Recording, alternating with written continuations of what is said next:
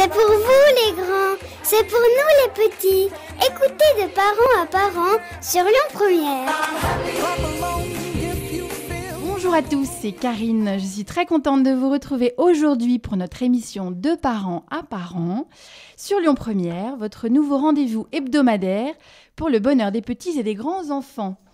Comme chaque semaine, je suis entourée de blogueurs parentaux pour traiter de sujets qui vous concernent, vous qui aimez les enfants. Et cette semaine, nous parlons de musique électro. Oui, vous avez bien entendu, de musique électro. Et pourquoi ce choix ? Eh bien parce que notre belle ville de Lyon devient chaque année The Place to Be avec les nuits sonores. Et comme chaque année, une multitude d'animations est prévue pour les familles. Et oui, vous avez bien entendu, même les petits à partir de 4 ans quand même sont les bienvenus. Et pour nous présenter cette 10e édition, je reçois Violaine Didier, membre de l'équipe organisatrice des Nuits Sonores. Bienvenue, Violaine. Merci, bonjour. Bonjour. Avec nous également Eva, la maman la plus électro de notre blogosphère parentale. Elle écrit dans son blog Rock & Lolita, c'est ça ? C'est ça. Et aujourd'hui, elle nous raconte comment elle écoute de l'électro avec sa fille, et ce, depuis sa naissance. Alors, pas sa naissance à elle, mais la naissance de sa fille. Bienvenue, Eva. Merci. Alors restons avec vous justement, Eva. Racontez-nous qui vous êtes pour écouter de la musique électro avec votre fille. Alors je suis une blogueuse rock essentiellement, mais j'écoute énormément d'électro. J'ai longtemps mixé donc en tant que DJ de l'électro. Je suis très électrique comme fille, donc voilà. C'était sympa. Donc j'aime beaucoup l'électro et je transmets ça à ma fille parce que pour moi c'est important de lui transmettre mon goût pour la musique. D'accord. Tout simplement. D'accord. Et justement, comment est-ce que vous écoutez cette musique avec elle ? Racontez-nous un petit peu comment ça se passe.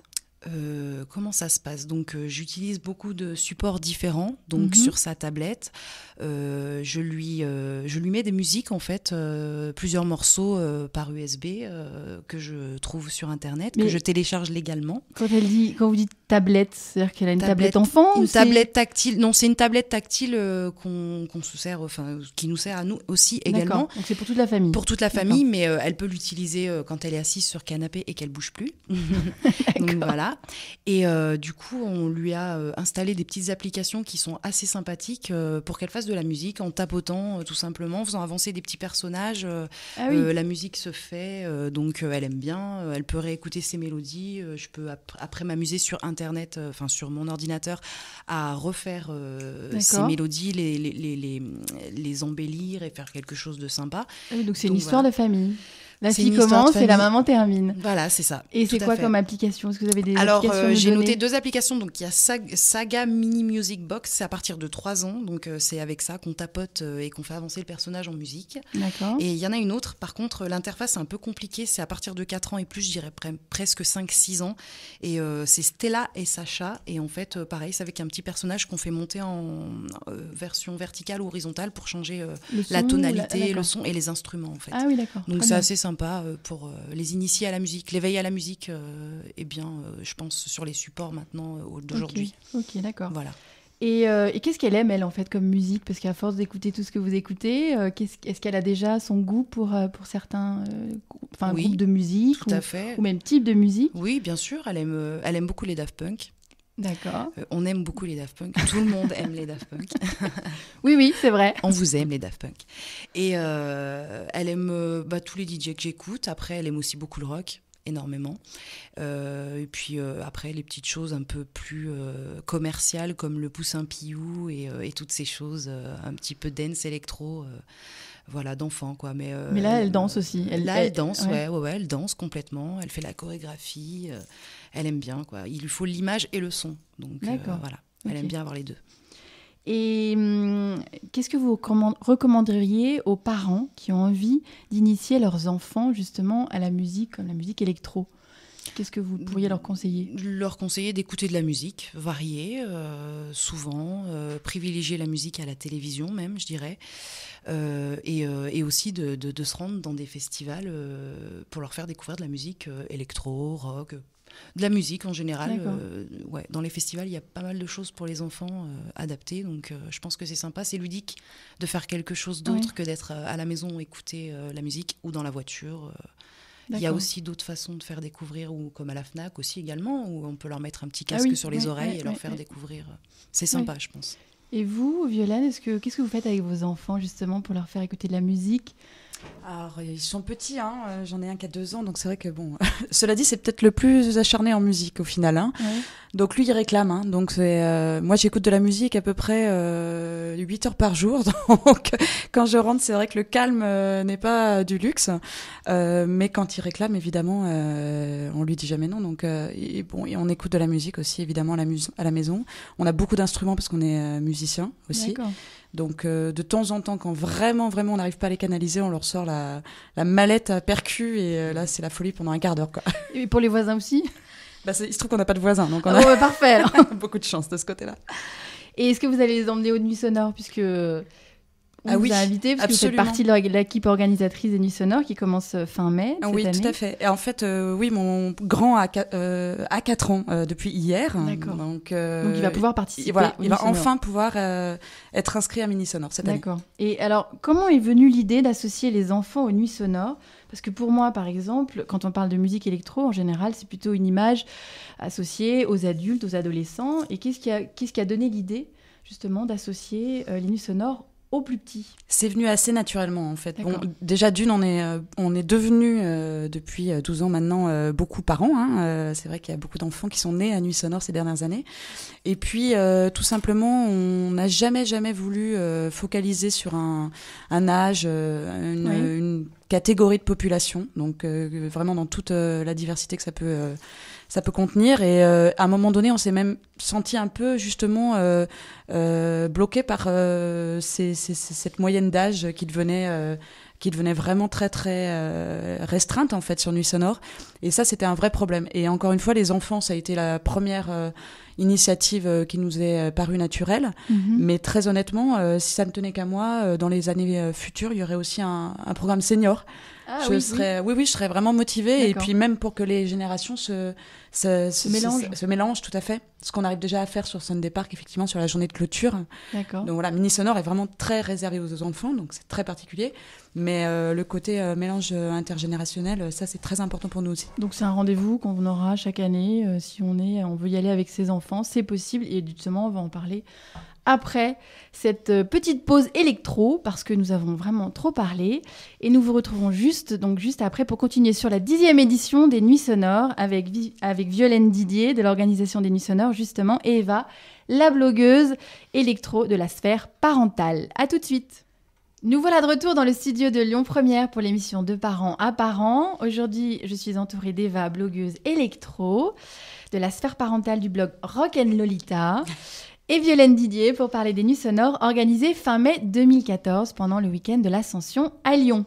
Alors Violaine, vous nous expliquiez justement en début d'émission pourquoi les Nuits Sonores sont devenus un rendez-vous annuel pour tous les âges et nous en sommes ravis. Et en parcourant le programme des Nuits Sonores, alors j'ai repéré 3 façons pour les familles de participer à ce festival. La première façon, c'est d'inscrire son enfant au Mini Sonore la journée.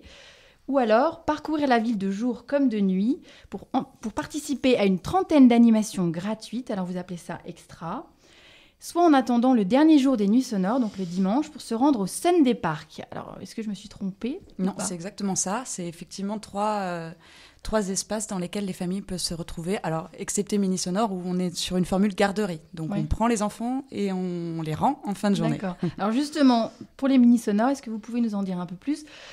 À qui elles sont réservées, l'âge évidemment, puisque c'est entre tel âge et tel âge, le programme, et puis quelles sont les modalités, parce qu'il faut réserver très à l'avance. Voilà, en fait, le principe, c'est d'avoir un billet du NSD du jour pendant lequel on compte mettre son enfant à Mini Sonore. Donc NSD, c'est pour l'adulte. C'est le programme jour des adultes, effectivement.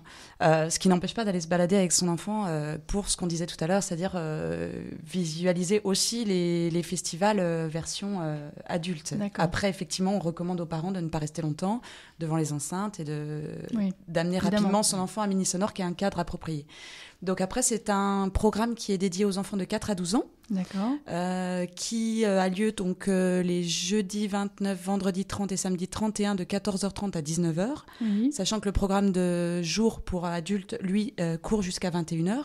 Donc après, c'est aux parents de s'organiser, soit de se balader avec les enfants. Pas oublier son enfant au Mini Sonore. Voilà, 19h, on les mettra pas dehors, bien sûr, mais en revanche, on arrête les activités. Et ce que j'ai vu, c'est qu'il y a une fiche à remplir quand on pose son enfant, justement, avec le numéro de téléphone, avec un certain nombre d'informations, de façon à pouvoir contacter le parent si besoin. Oui, on a travaillé l'encadrement. Cette formule de garderie date de l'année dernière, donc c'est assez récent.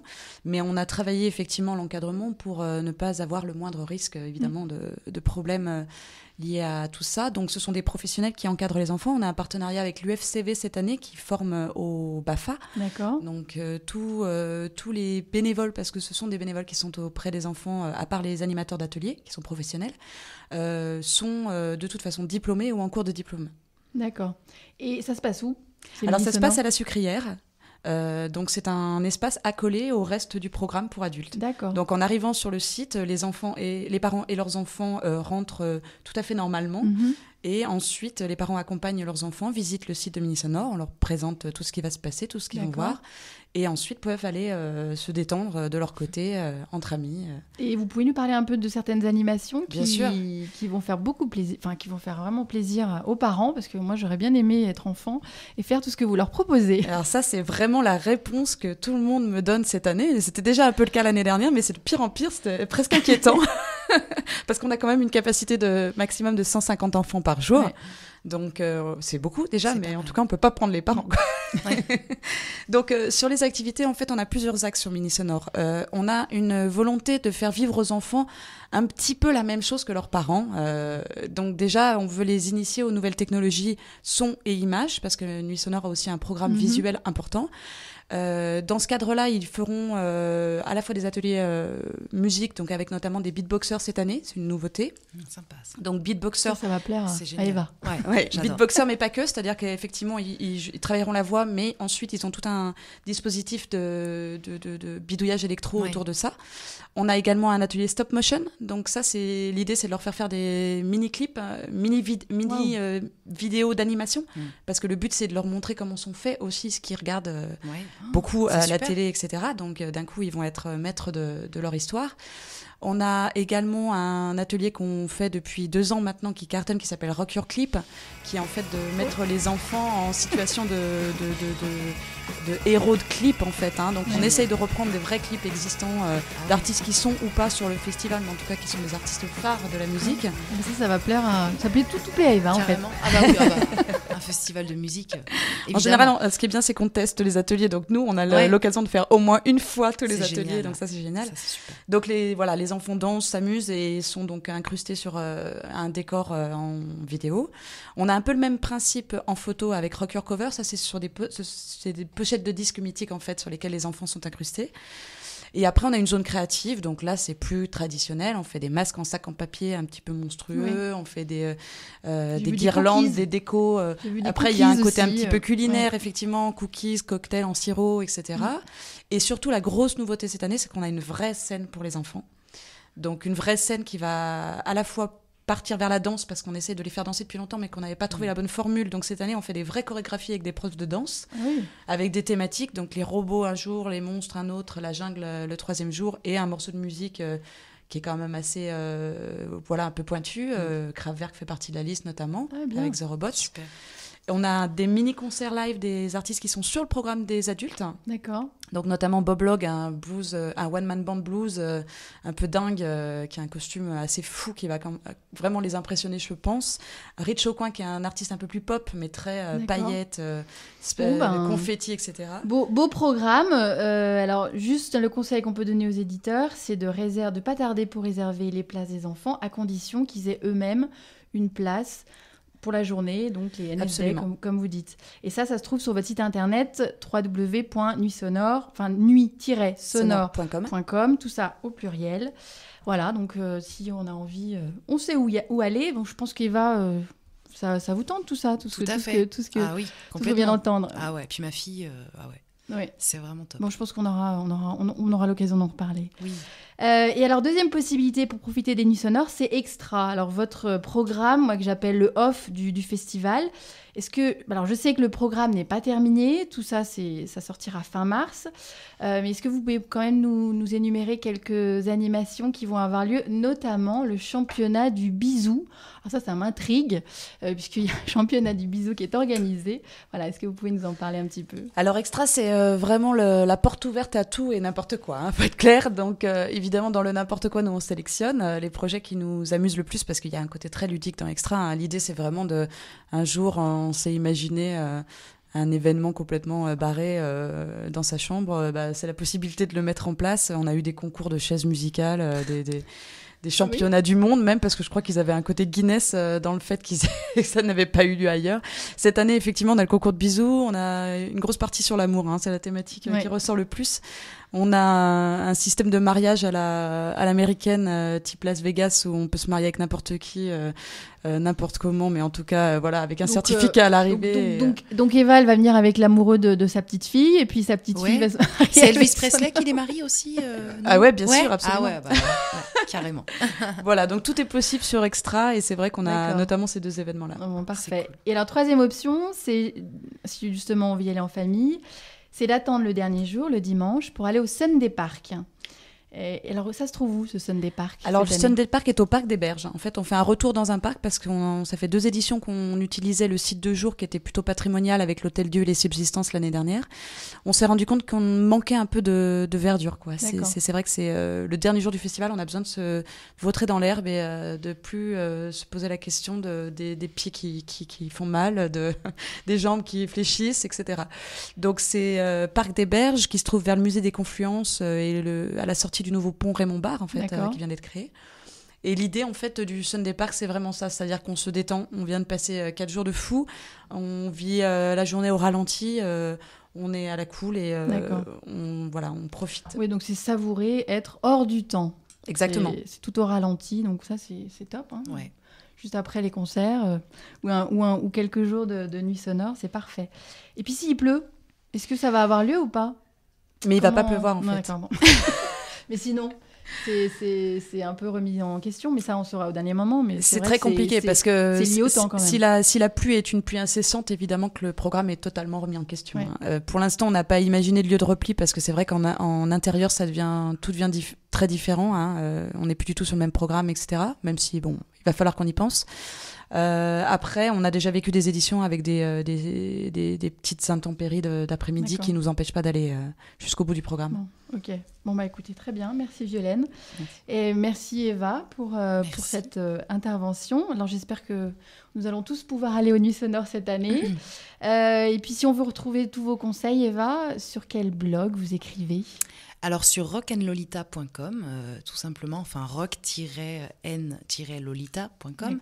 Voilà, donc je ferai une synthèse de toutes les petites choses que j'ai pu aborder aujourd'hui, dont le nom des applications, le prix, etc. D'accord, donc on retrouvera toutes ces informations. Bravo, alors je suis ravie de vous avoir reçues toutes les deux aujourd'hui.